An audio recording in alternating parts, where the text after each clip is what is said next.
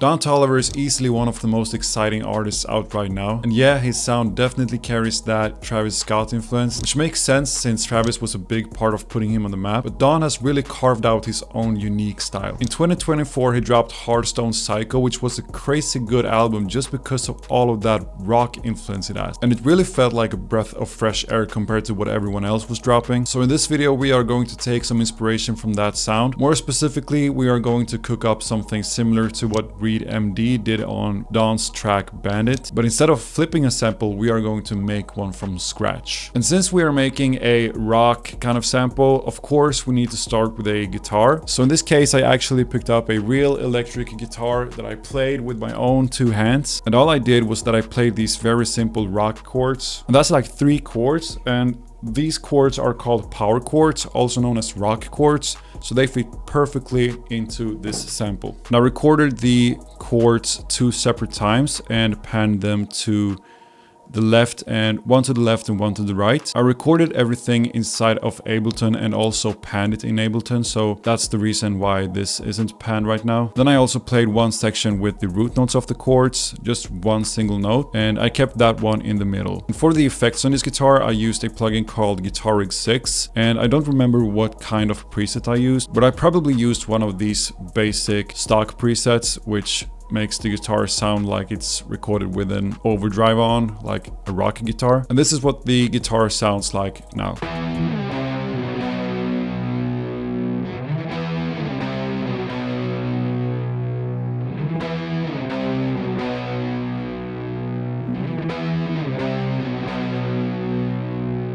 Now once we got our guitars done, I want this sample to feel a little bit more engaging and sound more like an actual sample, so that's why I added a few different elements to really bring it to life. Just by making the same chords and inverting the notes here. As you can see, it's the E to the C to the B, and that's the chords I played on the guitar. And then I just inverted all of the notes to make it sound a little bit more interesting, and I played those chords with the fat brass preset inside of Nexus, which is kind of like a mixture between a synthetic brass sound and a real brass sound. I also mixed in this choir full ass from I also mixed in this choir full ass from Omnisphere, which has the same chords, but this time I didn't invert any of the notes except for the B here. Then I also layered it with the Scarby Rickenbacker bass, which only plays the root notes of the chords.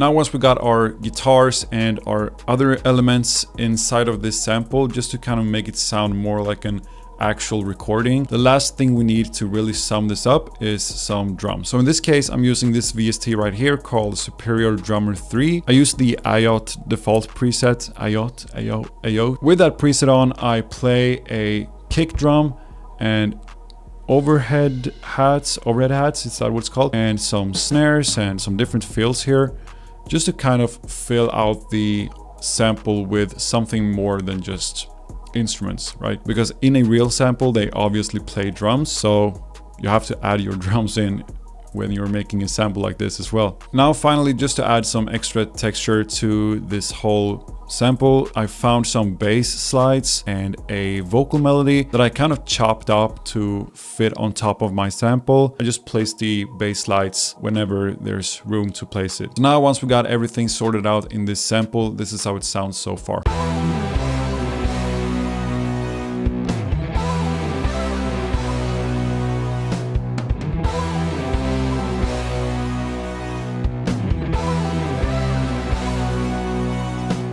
Now the next thing I did once I got that sample is that I bounced it out into an audio clip, and I threw it onto the mixer, and I put on some Decimort 2, which is just a plugin that kind of degrades the sample a little bit. It doesn't sound so clean. It kind of deletes all of the top frequencies. This one here is deleting everything from, I don't know, 220,000 hertz or something. And I have the images filter turned on, which makes the sample sound a little bit more filtered down instead of adding these kind of saturated, distorted notes on top. Then I added a very interesting plugin called PS22X Split Stereo. And this is something I've seen Jason Joshua, I think his name is Jason Joshua. He has used this one on his 808. And basically what this plugin does is that it just separates the signal into two and kind of puts them into some kind of delay and spreads them out, makes the sample sound a lot more wide. I definitely am in love with this plugin. I use it on everything. It's a great plugin to get for widening your samples or whatever sounds you want to widen. And then I just threw on a very simple Fruity Parametric EQ2 and just cut out some of the highs anyway, and also cut out some of the lows. But the thing I did to make my samples sound a little bit more blurred out, like the one you hear in Bandit by Don Toliver, is that I sent my sample into Edison, and inside of Edison there's a preset or a function that can make your samples sound a little bit more blurred out. Let me show you how it works. So if I have my sample here and I just click on it, right click here, and then edit in audio editor, it then brings me into Edison with my whole sample inside of here. And inside of Edison, you have this little button here, which is kind of like a water drop or something. If you press that one, you get this blur function up. And here you can mess with the amount, you can preview. And I think I had my settings around here somewhere. You can drag it on if you want to, but I kept mine around here. If you click accept here, the whole sample is blurred out. And now you can just drag it into your session. That's exactly how I got that blurred out sound that you hear in Bandit by Don Toliver.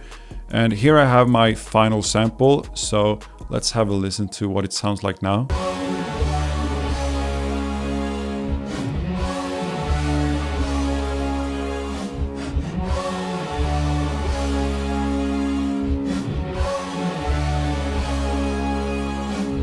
Now that I listen to it again, I can definitely hear that I must have pitched up the sample around 200 semitones or something. It definitely sounds pitched up, so I just wanted to add that in. Anyway, once I got my sample all done, it's time for the drums. So in this case, we are going for some hard-hitting trap drums like always, and let me show you exactly how I made them. So this is the drums for the whole sample, and let me first show you how it sounds before I show you how it's done.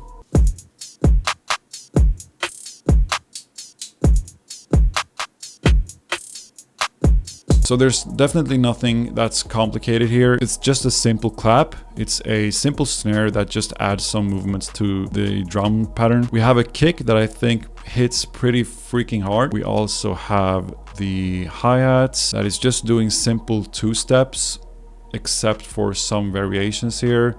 We got a roll up here and we have some lower notes down here. And we also have an open hat that plays on the off beats.